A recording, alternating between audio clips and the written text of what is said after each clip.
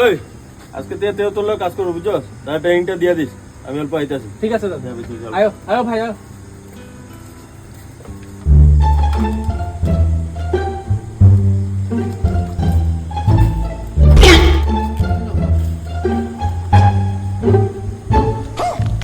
আরে দাদা তুমি কি করতেছো এগুলা?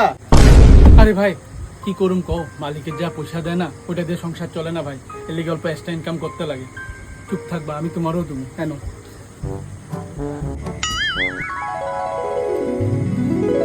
মালিক যাতে না জানে। হ্যাঁ ভাই ঠিক আছে ঠিক আছে।